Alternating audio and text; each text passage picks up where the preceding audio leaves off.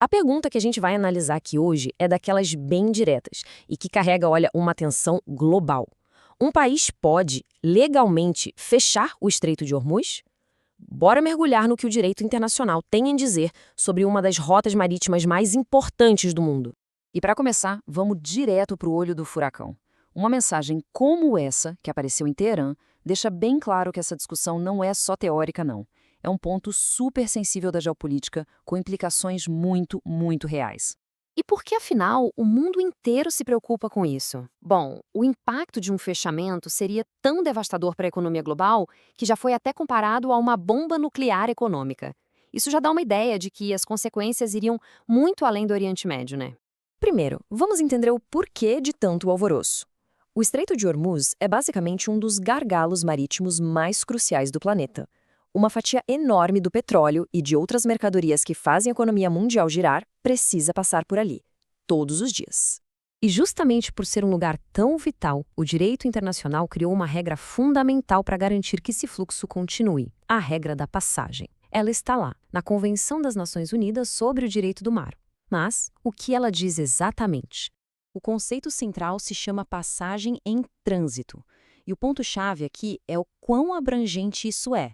A lei garante que todos os navios e aeronaves, não importa se são comerciais ou militares, têm o direito de passar de forma contínua e rápida. E o principal, sem precisar pedir licença para ninguém. Mas esse direito não é uma carta branca, sabe? A lei cria um equilíbrio. É uma via de mão dupla. Os navios que passam têm suas obrigações, tipo não fazer ameaças e não poluir. E do outro lado, os países da costa têm o dever de não atrapalhar a passagem e até de avisar se houver algum perigo. E o ponto mais importante de todos: a suspensão da passagem não é permitida. Então, olhando assim, a resposta parece fácil, né? Uma regra super clara, quase absoluta. O estreito não pode ser fechado. Caso encerrado. Só que não é bem assim. E aqui que a história ganha um novo capítulo, uma complicação jurídica. E esse capítulo se chama o não do Irã. É aqui que a coisa começa a ficar interessante. Pois é, aqui está o pulo do gato. O Irã, que é um dos principais países ali na beira do estreito, até assinou a convenção, mas, olha só, nunca chegou a ratificar formalmente. O que isso significa? Que, tecnicamente, ele não é parte oficial do tratado. E aí vem a pergunta de $1 milhão, né? Se um país não concorda oficialmente com o tratado, ele pode simplesmente ignorar o que está escrito ali? A resposta para isso é um pouco mais complexa do que parece.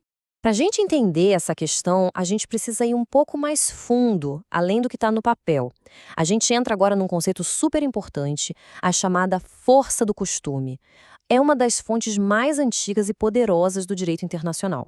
O nome é Direito Internacional Consuetudinário.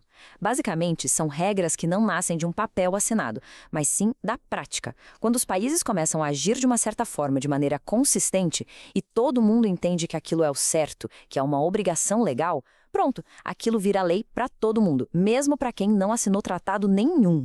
E se a gente olhar para a história, isso fica super claro. Anos e anos antes da famosa Convenção de 1982 ser escrita, lá, em 1949, a Corte Internacional de Justiça já tinha batido o martelo sobre o direito de passagem. Ou seja, o tratado não criou a regra do zero, ele só colocou no papel um costume que já era lei. Tá, mas aí vem outra questão.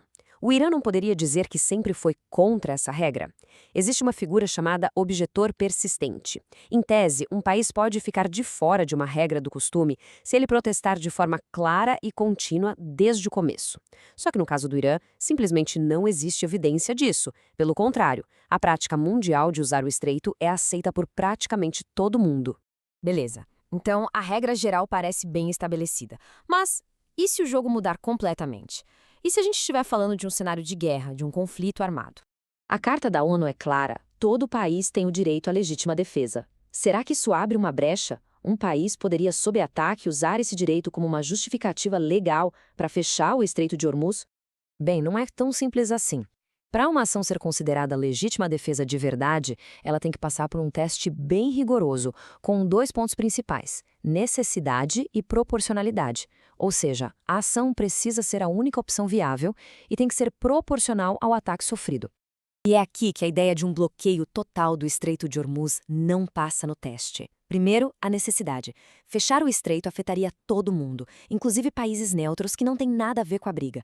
Não seria uma medida direcionada. E segundo, a proporcionalidade. O estrago na economia mundial seria tão gigantesco, mas tão gigantesco, que seria completamente desproporcional a quase qualquer tipo de ataque. E assim, a gente fecha o círculo, juntando todas as peças, a lei dos tratados, a força do costume e até a análise da legítima defesa. A resposta do direito internacional é uma só, e é bem clara: o Estreito de Hormuz não pode legalmente ser fechado. Mas a gente termina com uma provocação. A lei dá uma resposta, só que, no grande e complexo xadrez da geopolítica, onde o poder e a estratégia muitas vezes ditam as regras, será que o que está escrito na lei é sempre a jogada final? Fica aí a reflexão.